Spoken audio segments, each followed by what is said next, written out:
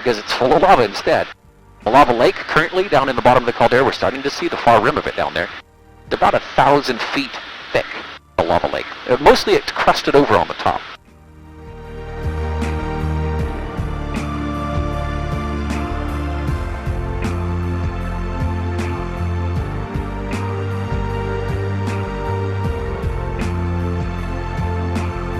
Better put some volcano watching music on. Things are getting close here. A little sunken in spot on the close end of the caldera, if the floor, if you can see it, that's probably where the hot lava is going to be. Watching that little sunken in spot. And now we'll have to make a little bit of turns here because I know it's going to be difficult, kind of depending on the angle and where we're at, to even see down in there. But oh yeah, there's definitely lava visible. Okay, so what I'm going to do, I'm going to swing left first and trying to get it out from under our nose. We'll put it on the right side first. We just kind of have to take turns up here. Welcome to Kilauea.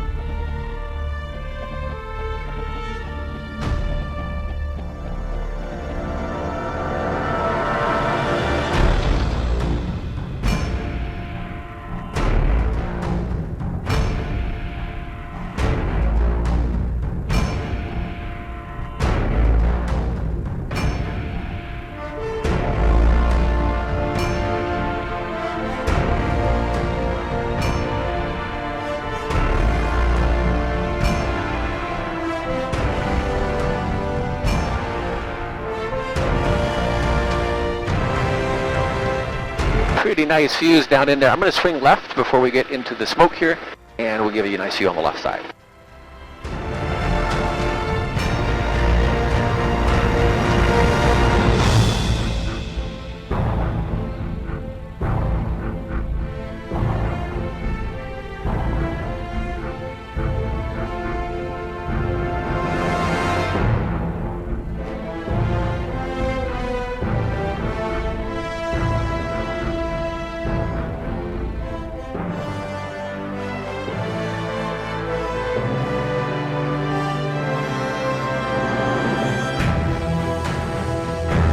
That is a heck of a lava flow down inside there. Did you see how it's oozing and gushing?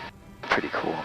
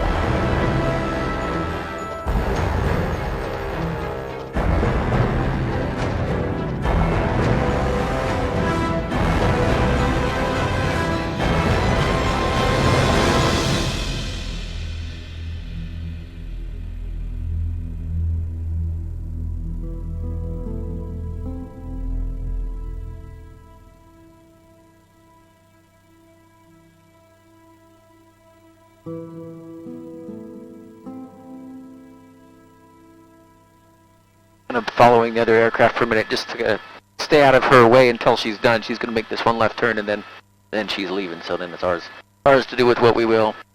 It's easier when you've got too many or multiple aircraft in an area, just follow one of them and you just stay out of their way. Kind of like going on the highway for a minute.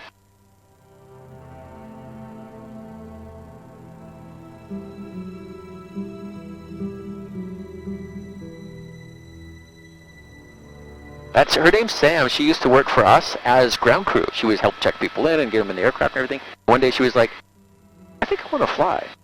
went to flight school. This was probably 5 years ago. She was working ground crew with us, but now look at her, flying a different company. But she'll be with us someday. We just have steeper hiring requirements for pilots.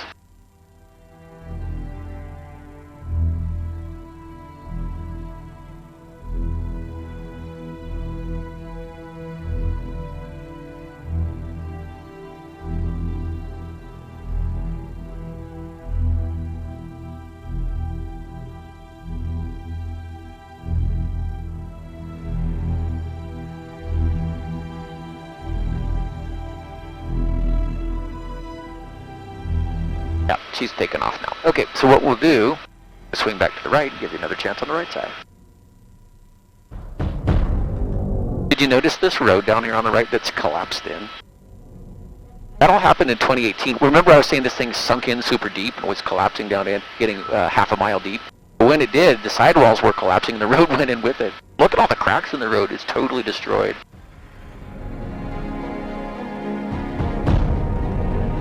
Last time that road was open to the public was in 2008 actually, and March 19th, 2008 was the date, because what happened is you could drive all the way around the caldera, but then a hole burst open in the floor. The floor used to be nearly as deep, but a hole burst open and rocks flew up into the air and landed on the road, and then they said, oh, we better shut it down.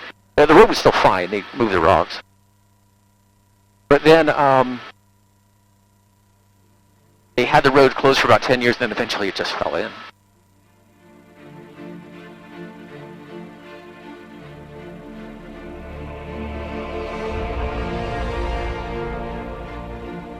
I always wanted to throw something in there. If you could throw anything, what would it be? I think I would throw a full propane tank. Would that be fun? See how long it takes? I think we're going to leave the summit behind as well. Let's head down to the side. There's a lot more things to see out here. Of course, this is the only place we have lava right now. But there's some pretty cool historical eruption areas and neat formations down here in the distance.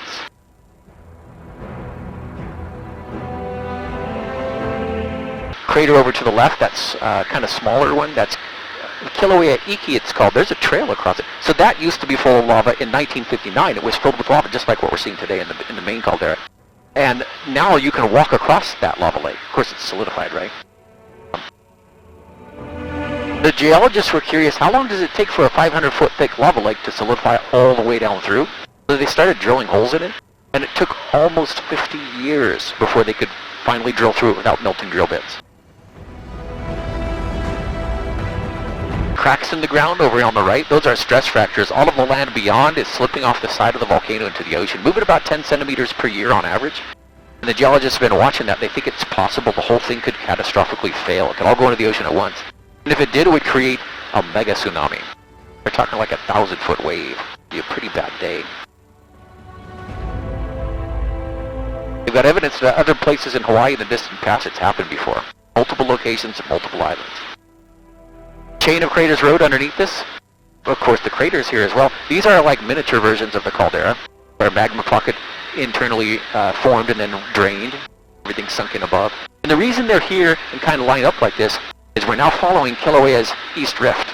This is Kilauea's crack down its side. It's right underneath this here, and then it kind of hangs left and it goes out in front of us. We're going to follow it for a bit. Tons of eruptions have happened along here. This ridge is definitely a zone 1 in the hazard zones.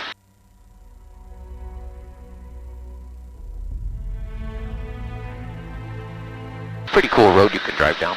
Chain of craters. Goes all the way down to the shoreline, but then it stops. It used to keep going, but eruption, let's see, it was 1983 to 2018, that 35-year eruption, covered up a whole bunch of the road down there. They haven't fixed it yet. Also, speaking of roads covered up, there's another road right down here that used to go across right in front of us. Look on the right, you can see it goes through the trees, and then it disappears into the lava right here. Yeah, I'll show you where that road used to go. That happened with this eruption on our left. This was the Mauna Ulu eruption,